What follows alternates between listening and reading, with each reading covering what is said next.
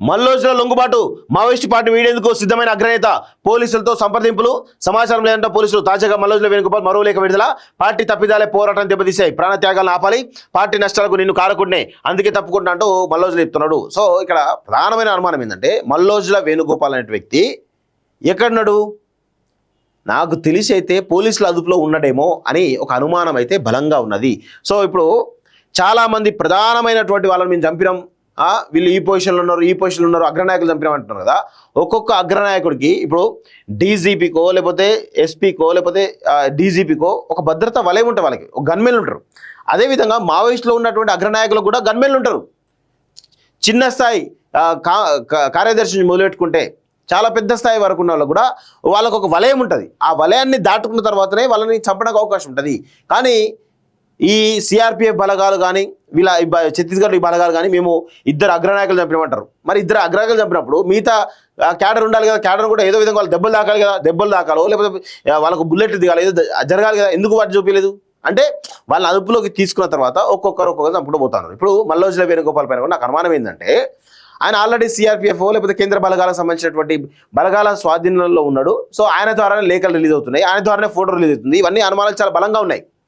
So ఇటు Maoist party clarity ఇస్తలేదు మల్లోజుల వేణుగోపాల్ ఎక్కడున్నాడని, ఇటు భద్రతా బలగాలు కూడా క్లారిటీ ఇస్తలేవు మల్లోజుల వేణుగోపాల్ ఎక్కడున్నాడని. సో ఇలాంటి కన్ఫ్యూజన్లో మధ్యలో మాలాంటి వాళ్ళకి అనుమానం వస్తుంది. 100% ఆయన ఫోటో కూడా ఎప్పుడు బయటికి రాంది, ఇప్పుడు ఎందుకు బయటకు వచ్చింది, ఎవరు పంపించారు ఆ ఫోటోను, ఏ టెక్నాలజీ వాడిండు అంటే చాలా స్పష్టంగా గుర్తుపెట్టుకుంది ఏంటంటే ఆయన 100% పోలీసులు అదుపులో ఉన్నాడు. ఈ అన్ని అదుపులో ఉండి ఇప్పుడు మావోయిస్టు పార్టీని డిస్టర్బ్ చేయాలని దాంట్లో ఒక ప్రణాళికబద్ధంగా మల్లోజుల వేణుగోపాల్ పేరు మీద ఈరోజు లేఖలు విడుదల అవుతున్నాయి. సో ఇప్పుడు చివరిగా ఆల్రెడీ ఎంత డ్యామేజ్ కావాలో అంత డ్యామేజ్ జరిగిపోయింది. సో ఇప్పుడు లొంగిపోతున్నాడు అనేది చాలా స్పష్టంగా అర్థమవుతుంది. సో ఆయన మరి ఏం చెప్తున్నాడు, ఆయన బయటకు వస్తే కానీ ఈ విషయాలన్నీ తెలియకపోవడానికి అవకాశం ఉంటుంది. చాలా స్పష్టంగా అన్ని విషయాలకు తెలియాలి, ఆయన బయటకు వస్తే తెలుస్తాయి. సో మావోయిస్టు పార్టీ కేంద్ర కమిటీ సభ్యుడు పొలిట్ బ్యూరో సభ్యుడు మల్లోజుల వేణుగోపాల్ అలియాస్ అభయ్ అలియాస్ సోను పోలీసుల ఎదుట లొంగిపోయేందుకు సిద్ధమైనట్లు తెలుస్తోంది. మావోయిస్టు పార్టీలో సుదీర్ఘకాలం పనిచేసినటువంటి మల్లోజుల ఇటీవల కాలంలో పార్టీ విధానాలు తప్పడుతుండమే అందుకు నిదర్శనమైనటువంటి అభిప్రాయాలు వ్యక్తమవుతున్నాయి. కొద్ది రోజుల క్రితం మావోయిస్టు అభయ్ పేరుతో సాయుధ పోరాటాన్ని తాత్కాలికంగా విరమిస్తున్నట్లు లేఖ విడుదల కావడం తెలిసిందే. తాజాగా మల్లోజుల వేణుగోపాల్ పేరుతో మరో లేఖ విడుదలైంది. పార్టీ తప్పిదమే సాయుధ పోరాటాన్ని దెబ్బతీసిందని పేర్కొంటూ 26 పేజీల లేఖను ఆయన విడుదల చేశారు. అభయ్ పేరుతో గతంలో విడుదల లేఖపై మావోయిస్టు పార్టీ అప్పుడే స్పందించింది. అభయ్ ప్రకటన ఆయన వ్యక్తిగతమని దాంతో పార్టీకి సంబంధం లేదని పేర్కొంది.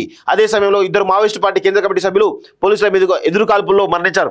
ఈ నేపథ్యంలో అభయ్ లొంగిపోయేందుకు పోలీసులతో అప్పటికే సంప్రదింపులు జరిపినట్లు మావోయిస్టు పార్టీ అనుమానిస్తోంది. మరోవైపు కీలక నేతలు బయటికి రప్పించేందుకు పోలీసులు ఆడుతున్నటువంటి నాటకంలో భాగమనే వాదనలు కూడా వినిపిస్తున్నాయి. అయితే మల్లోజులకు కానీ మావోయిస్టు పార్టీకి ఇతర కీలక నేతలు కానీ ఎవరు తమ అదుపులో లేరని తెలంగాణ పోలీసులు అంటున్నారు. అందుకు సంబంధించిన సమాచారం లేదని చెప్తున్నారు. తెలంగాణ పోలీసులు చెప్తున్నారు, తెలంగాణ పోలీసులు కాదు. ఇప్పుడు చెప్పాల్సింది ఏంది, కేంద్ర బలగాలు చెప్పాలి, సిఆర్పిఎఫ్ బలగాలు చెప్పాలి, బార్డర్ సెక్యూరిటీ చెప్పాలి.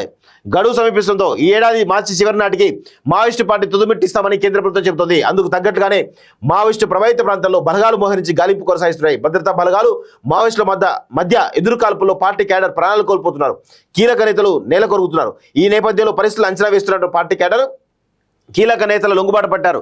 గతంలో ఎన్నడూ లేని విధంగా కేంద్ర కమిటీ సభ్యులతో పాటు వందల సంఖ్యలో క్యాడర్ పార్టీని వీడి పోలీసుల ఎదుట లొంగిపోతున్నారు. కేంద్రం విధించినటువంటి గడువు సమీపిస్తుండటంతో మల్లోజుల సైతం లొంగిపోయే అవకాశాలుగా తెలుస్తోంది అంటూ చూస్తా ఉన్నాం.